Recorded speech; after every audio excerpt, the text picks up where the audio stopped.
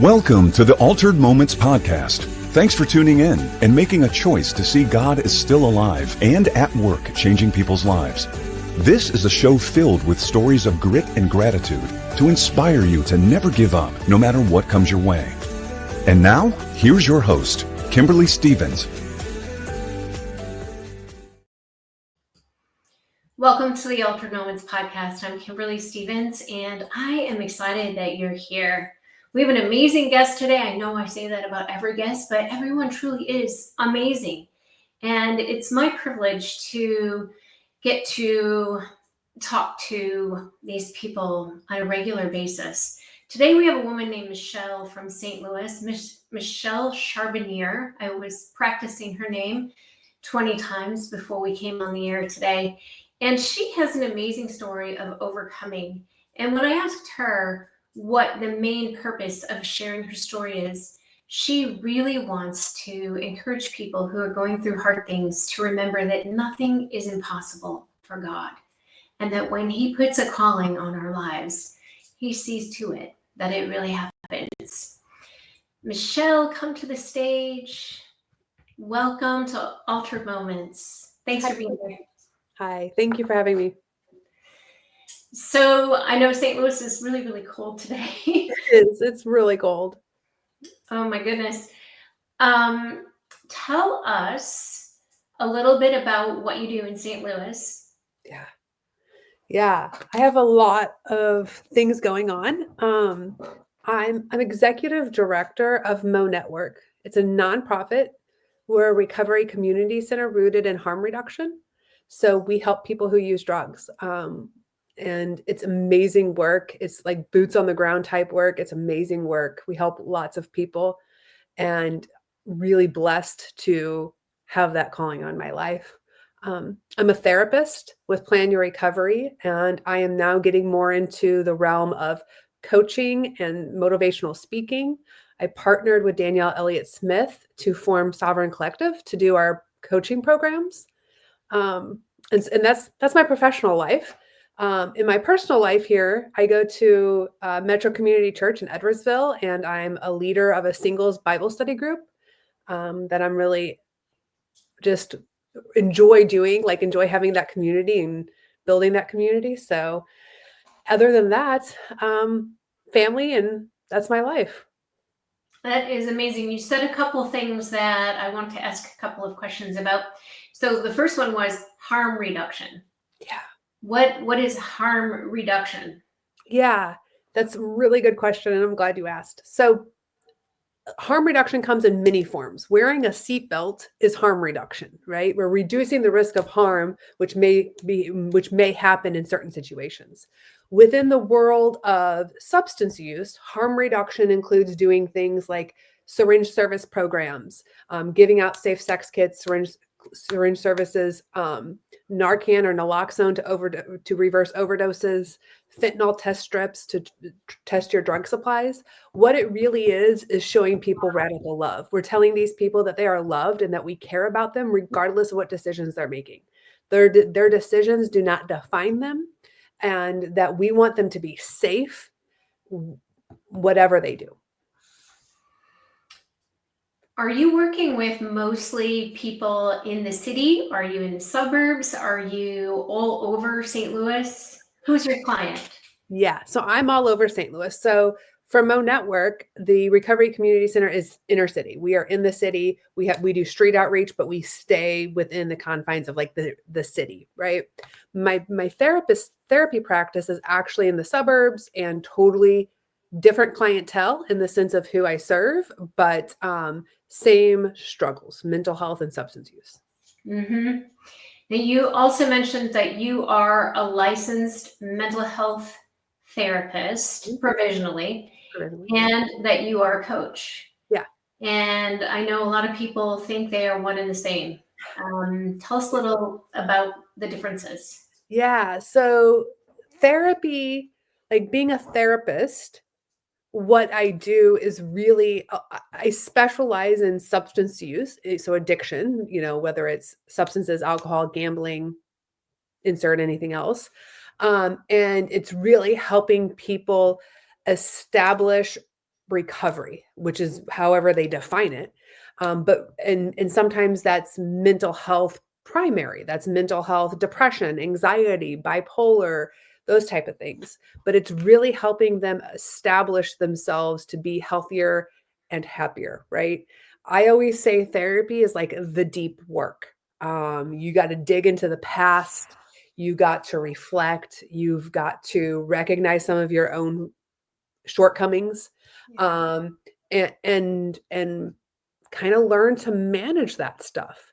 I love being a therapist. I love holding space for people in their hard times, in their darkest days. Like holding space for someone that's grieving is a true honor. Coaching is kind of the next level, right? I always say like you do the therapy to get stable, to really get from surviving, right? You were barely getting by. Therapy helps you just get to where you're surviving. You're starting to do more than survive. Yeah, Coaching is for the people ready to thrive. I love that. So, yeah, like with coaching, what I teach in coaching, it's oftentimes setting goals, reaching your goals, helping holding you accountable. But I just developed a program called Thriving Beyond Recovery. And in that program, I teach on things like gratitude and joy and mindset and a plethora of other things. I love that. I love that you have it staged out and that you are licensed in both stages. Yeah. And you did say that you were hoping to be doing more coaching going Yeah. forward. Yep. My plan is in the next 2 to 4 years is to transition and do less therapy and more coaching. I really enjoy the coaching and I want more flexibility. Doing therapy is more restricted, like by your license, by your state, that kind of stuff. Coaching is not as restricted. And I want the ability to travel and work from anywhere. So coaching is part of that. Awesome. So if somebody wanted to hear more about your coaching services, I've got your socials right here, and your website is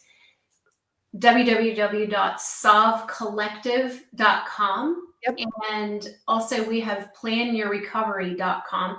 These will all be in the links for the podcast, but I have them posted right now for anybody who is interested in finding out more about you. So are you coaching clients online, on Yes. phone, or mostly in person? So the coaching happens online. It's mostly virtual. Um, Interestingly enough, I think some of my therapy clients have become coaching, right? Like we still call it therapy. I still do it at Plan Your Recovery, but they've been with me for years and they've gotten past, they've overcome the mental health struggle or whatever it was, and they want to continue to do the work.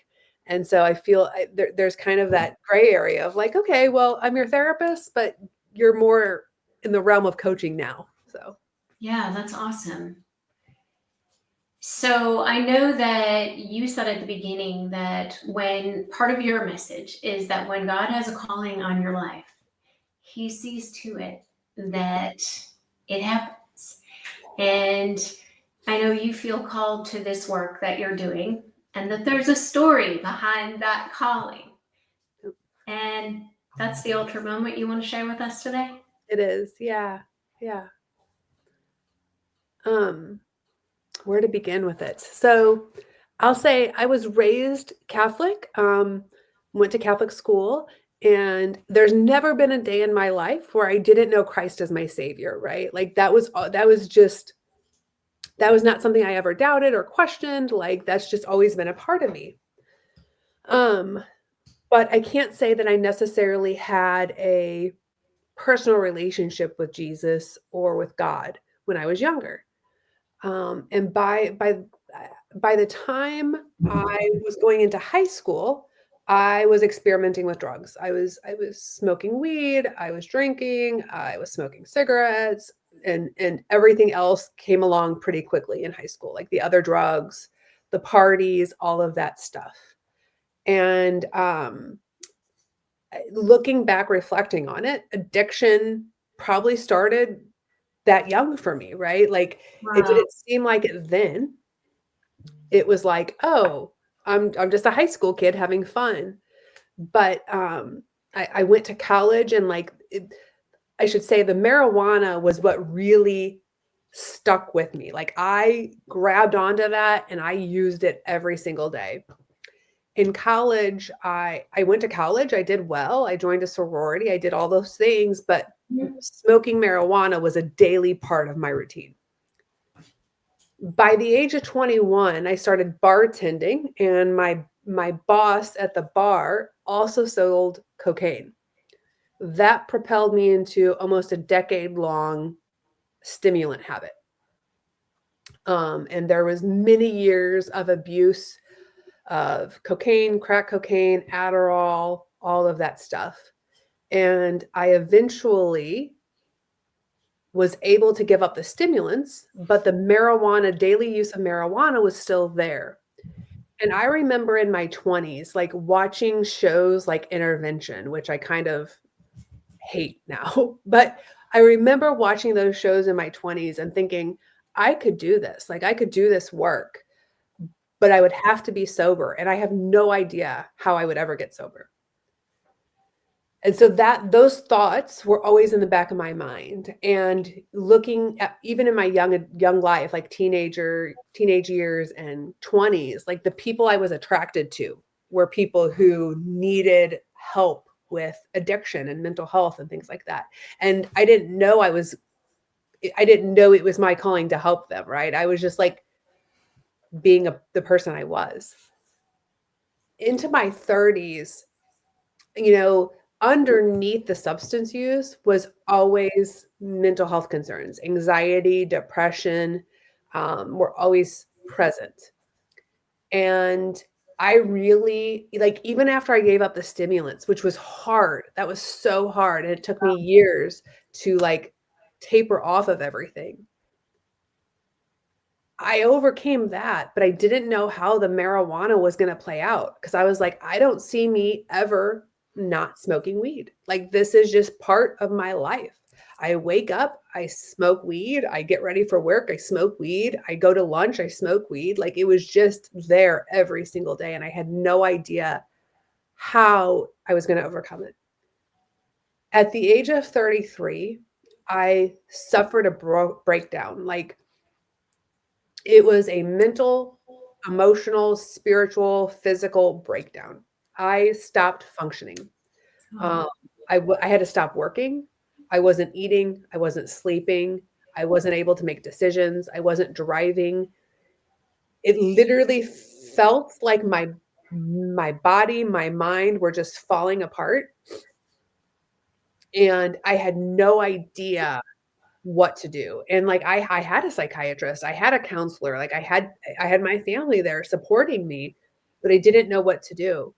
And in this time, all of a sudden, the weed that I'd been using every single day started to make everything I was experiencing worse. So what had been my tool for managing my anxiety, for managing my depression, all of those things, that's what I thought it did, had actually become the catalyst of causing what I was experiencing to be worse. Wow.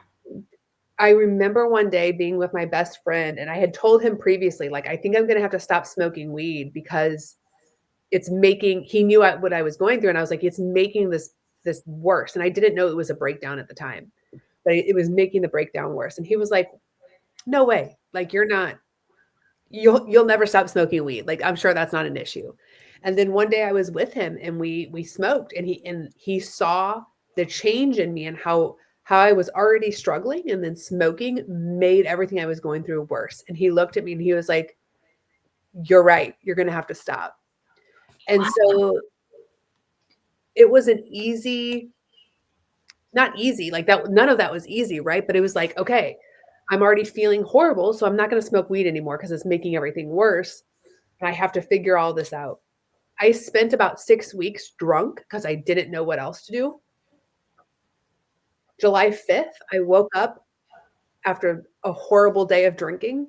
And I was like, I can't, I mean, like I had a black eye. I didn't know what that was from. I was vomiting, like I was so sick. I had no idea what had happened the day before. I was like, I can't keep doing this. And I made a decision then to stop all the drug use, all the alcohol use, and to do treatment. And within a couple of weeks of that decision, I remember being in my living room with my best friend and falling to my knees and surrendering to God. I literally was like, God, I can't do this anymore. Like, me managing my own life is a hot mess. Like, I am obviously not skilled at managing my own life. I need to give it all to you and let you do with it as you will. And so from there, it was a slow process. I did an intensive outpatient program and went back to my therapist, and I joined a church. I went to a new church, and I found community at the church. Like, I joined a Bible study group for singles, and that was a huge, huge part of my life. It still is. I was baptized within a year of that happening.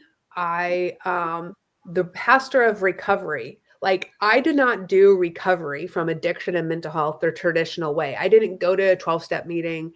I didn't go to an inpatient treatment center. I was very non-traditional in what I did. And the pastor of recovery at my church came to me and said, hey, I think you would be really good to lead a group for people struggling with addiction. And I was like, oh, okay, I'll give it a try. So I did, and I loved it. I sought out more opportunity, and that's when I found MoNetwork, and I started volunteering there. And it's been 8 years now that I've been there, and went from volunteering all the way to being executive director. One of the founders of MoNetwork was like, you need to be a counselor, and took me to Clayton Behavioral Plan Your Recovery, where I practice now, and got me set up there. And so I went from knowing God had a calling on my life to help people that were struggling with addiction and mental health, and not having a clue to how that was going to play out, to actually living it out. I love this story for so many reasons. But I just keep hearing Ed Milet's podcast in my head, where he talks about our past doesn't disqualify us from our future, but our past qualifies us. Yep. And your story is such a perfect example of this. And I really feel like we need to hear more stories like yours. Yeah. Because a lot of times we overcome things, but we feel shame. And then we feel embarrassed, and that shame stops us from actually stepping into our purpose Yep. and our calling. And I'm so proud of you for stepping into it. Thank you. Yeah. I fully agree that, like, we don't know why we go through the things we go through, but God knows, and he's going to use it. And there's so much shame, right? When in reality, we all suffer, we all struggle with something. And when you can talk about that in a safe space, healing starts to happen. And when you start to heal, you pave the way for others to heal. Yeah, and I loved at the beginning when you were talking about harm reduction and showing love to somebody who may not be making good decisions today. Most of us make at least one bad decision every day. Yes. And some of those bad decisions have more consequences than others. Yep. However, none of us is perfect. And I love how you equated harm reduction with showing love. Yeah. That was so God's calling on my life. Like, as soon as I went to MoNetwork and heard what harm reduction was and how it worked, it made so much sense to me, because I was like, this is how Jesus lived, right? These are the people he hung out with, right? Yeah. And to me, like, in this world of substance use, addiction, mental health, harm reduction can be controversial for some people because they're like, oh, you're just enabling them. No, we're not, because people are going to do what they're going to do regardless of what we do. We're just helping them be safe. And I know for a fact that like we are on the hands and feet of Jesus when we are serving those people. Like they are so grateful for what we do for them, for having a space that they can come to and feel heard and feel safe and feel comfortable, because they don't get that everywhere. Have you ever gotten the chance to share the gospel directly with somebody? Yeah. So many times, like so many times. And here's the interesting thing Love this. is that like when you're in the nonprofit, you like, I will hear more people talking about God and praising God than I do at church or like in my small group, right? These are people who are unhoused. These are people that don't know where their next meal's coming from. These are people that don't have anything like of monetary to them. And you will hear more in those doors of like people saying, God is good. Like God has blessed me. Thank God for this. Like you hear that more from them than you do from churchgoers. Wow. What do you attribute that to? I think people who know those type of struggles and people who have everyone has their own definition of like what's really bad, right? I don't like the term rock bottom, but everyone has their own definition of what that is. And I think for people who have literally slept on the streets and not known where their next meal's coming from and lived that kind of life can really know what it's like to be grateful for the very, very small things. Yeah. Yeah, I totally agree with you. Yeah. When my daughter turned 30 is when I started my nonprofit called Extend the Wave. And that literally was born out of, we spent 4 years in the hospital. And before those 4 years, we were told that my daughter probably wouldn't even live a week. And she was cured and healed in front of my eyes after a liver transplant in 1997. But still, we didn't know if she would make it to 30. Yeah. And the story equates in the same way, because turning 30, yes, it's a big deal, but turning 30 for a kid, a woman who was born with citrullinemia and wasn't supposed to live even a week, turning 30 is monumental. Yeah. And so the gratitude for that milestone for our family was even greater than we could ever have imagined. Yep. And yeah, God, I'm just amazed. When we get to see people who look at the basic things that we take for granted and they're grateful, it's inspiring. Yeah. It really is. Yeah. And it shows us how to be grateful for everything, right? Yeah. Yeah, and that's how God calls us to live anyway. Mm-hmm. Everything is a gift from Him. Mm-hmm. Yeah. He's so good to us. Yes, He is. All the time, as some of my friends say. Yeah. All the time. Yeah. So when you knew that you were called to do this and you didn't see a solution for becoming sober to step into your calling, did you ever feel discouraged or like, oh, I'm never going to get there? Or was it something you really weren't thinking about? Or talk a little bit about that process. Yeah, I think it's a little bit of both. Like I think that a lot of the time I didn't think about it. I mean, that's why I used drugs, was so that I didn't have to think about things, right? So that was a lot of it, but a lot of it was also like, I really don't know how this will ever come to be. I remember at 18 years old, my mom caught me with weed, like for the second or third time or something. And I just looked her in the face and I was like, look, Mom, like, this is what I do. I'm going to smoke weed. I do it every day. I'm probably going to do it for the rest of my life. And yeah, like it's not a big deal. Like I still go to, I'm in college, I'm in a sorority, I work my job, I make good grades, like I'm doing all the things. So it's really not a big deal. And I think back on that, and it was like, and I have my own opinions about like legalizing drugs, but like it was like there's no way that you can really live as full of a life as God has called you to and still do those types of things. Because we're numbing. Yeah. Yeah. We're not But living our full potential. yeah, I think that we don't need necessarily to use drugs either to numb our lives. I mean, I've been known to do it with Netflix or swimming or other behaviors. Yeah. Yep. Yeah.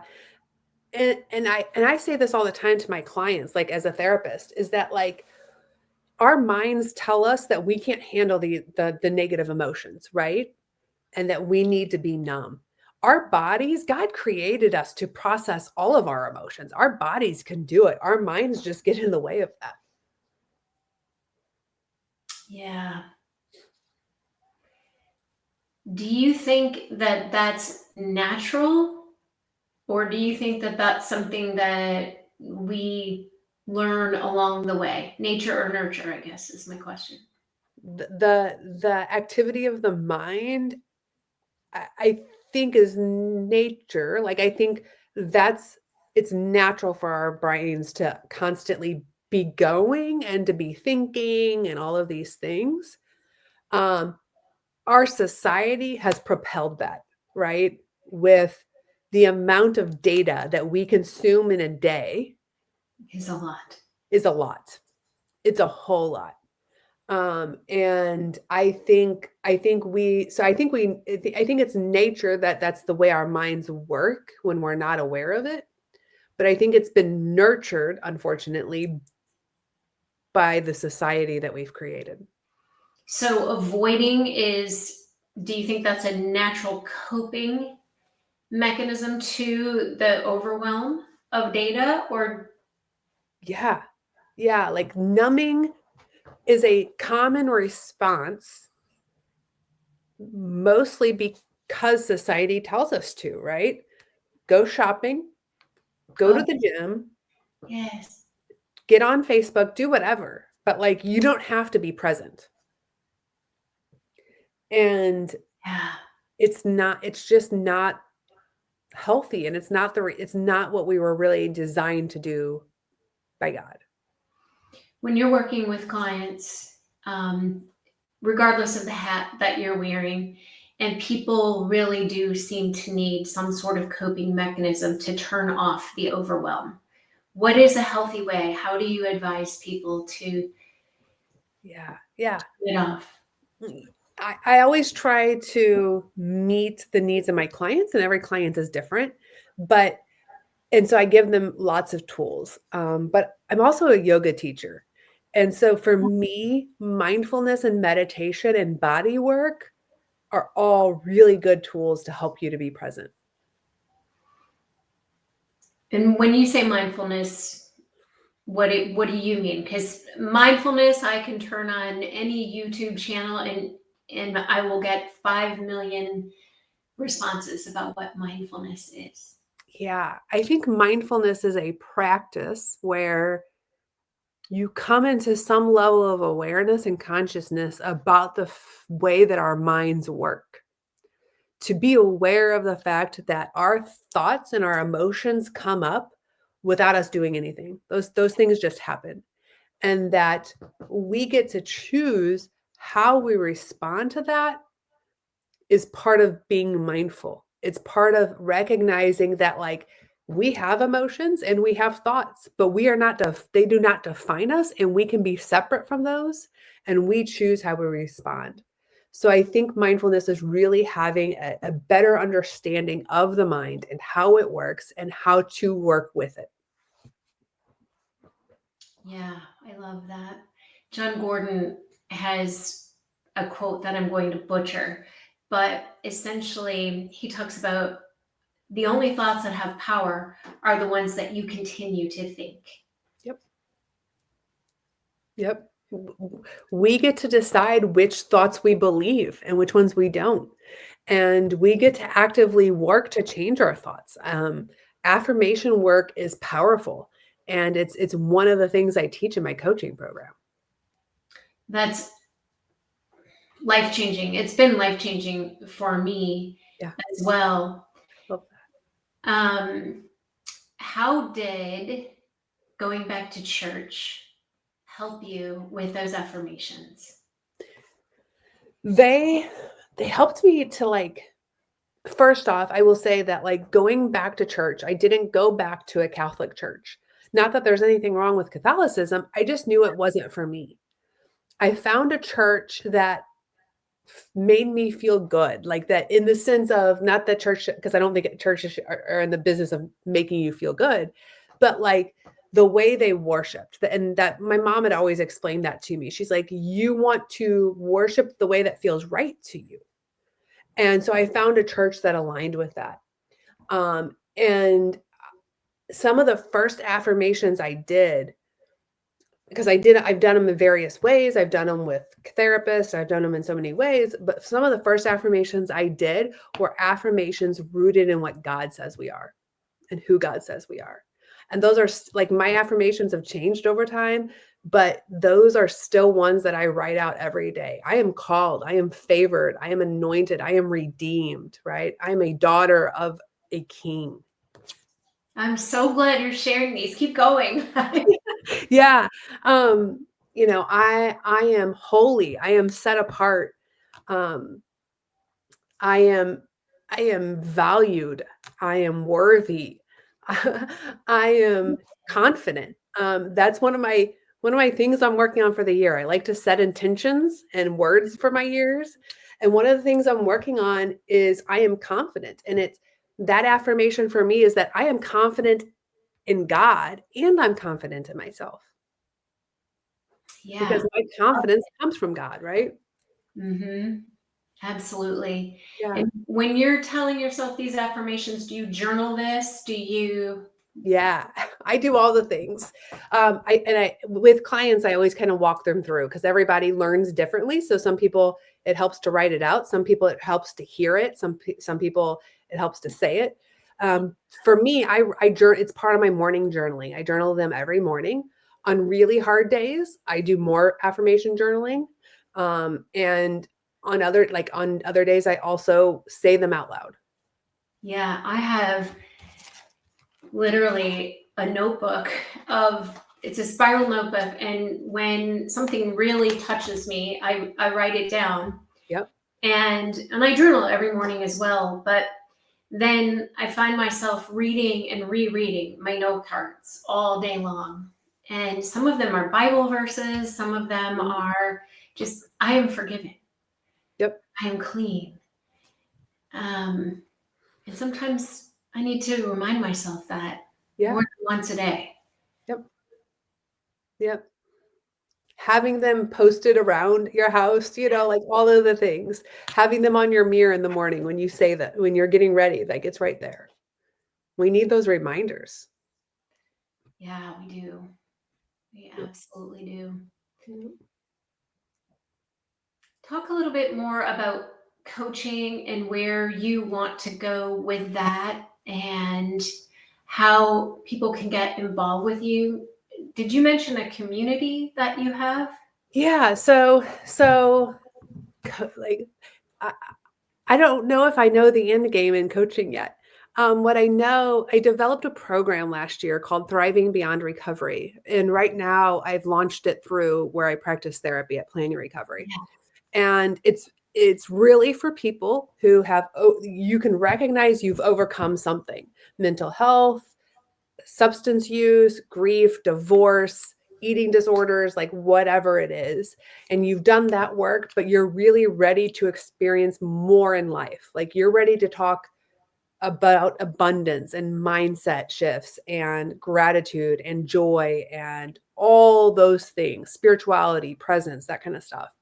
So it's a 6-month empowerment group where we do group work, and I work one-on-one with the people too. And I end it with a retreat. Oh, that's awesome. So Yeah. everybody starts at the same time and finishes at the same time? Yep. Okay. And so with my business partner, Danielle Elliott Smith, her and I are developing a program really for goal setting. That it'll be similar in the sense that it's coaching, it'll be a group setting and some one-on-one work, and it's going to be helping people reach their goals, helping them identify their goals, being accountable, and reaching their goals. So that's part of the work her and I are doing together. We love to motivate people. We love to encourage people and to like guide people and be with people in those types of processes. And so for me, coaching is really about developing programs for people, and doing the one-on-one work as well. We also want to venture into the whole retreat thing. Like, we just love to travel. We love to create spaces where people can heal and experience different things, like yoga or ice bath, or, whatever, like offer them different tools and different experiences. So that's something we're doing together. I love this. Yeah. It's definitely a need. It is. Yeah, I know that every single person here listening can say that they have numbed in some way, Yep. even in the last couple of days. Yep. And in November, I went to a meeting, and some amazing speakers, and the energy in the room at that meeting was it was on fire. It was electric. And I left with a million takeaways, but the one that has stuck with me the most clearly has been, I want to be present when I'm present. And let me tell you, I really wasn't even aware of all the ways that I'm not present as I'm going through my day. Yeah. And it was demonstrated to me very clearly a couple of weeks ago when I was trying to go out of town, and I was packing to go out of town, and a client called, and instead of setting a boundary and saying, oh, it's after business hours and I'm trying to get out of town, and I took the call and packed and talked to the client while I was packing.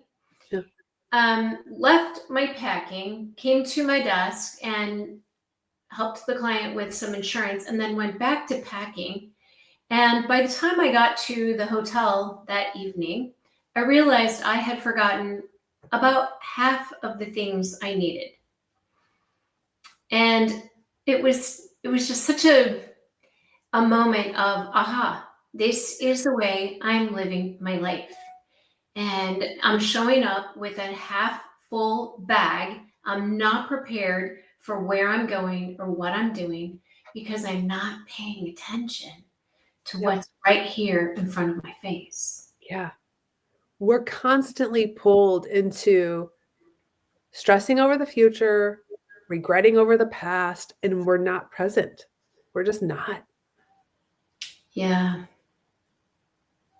Yeah, that is heavy and high on my priority list this year, is to be present when I'm present. Yeah, I love that. I love that. It's presence. So in this coaching program, Thriving Beyond Recovery, that was the last time we got together. That was what I taught on, was presence. And just the value of it, and like how to be present, right? How to come into the moment and be present. Yeah, and even going back to your statement at the beginning about harm reduction, that's something that you could be not present while doing, right? But then it's missing the whole point of loving the person who's in front of you, where they are and how they are. And I think a lot of times I'm not showing myself that love when I'm not present in what I'm doing. Yeah, that's so true. Yeah. Yeah. Like when we ask people how they are, I really want to know. Like, tell me Tell me whatever you want to tell me. Tell me the worst part of your day, the best part of your day, like whatever. I want to hear it. Yeah, this is amazing. I'm excited to see where your community goes, and let's put up your contact info one more time. Do you want to just spell out your websites for us? Yeah. So Sovereign Collective, that's the coaching, and that's www.sovcollective.com. And Plan Your Recovery is the therapy, and that is planyourrecovery.com. That's amazing. This will also be in the links for this episode. Awesome. Before we go, leave us with your favorite Bible verse. Yeah. Proverbs 4:23. Above all else, guard your heart, for everything you do flows from it. Yeah. Yeah. And it enables us to be present. Yeah. It's all about the heart work.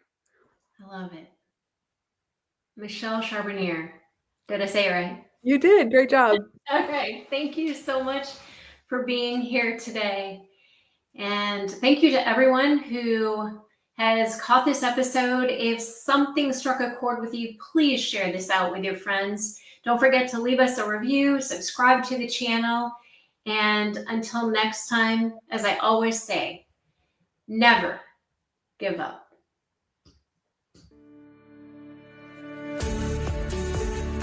We appreciate you for tuning in to this episode of Altered Moments. To get updates and new episodes, please subscribe to the show on your favorite podcast platform. And if you enjoyed today's show, please leave us a review.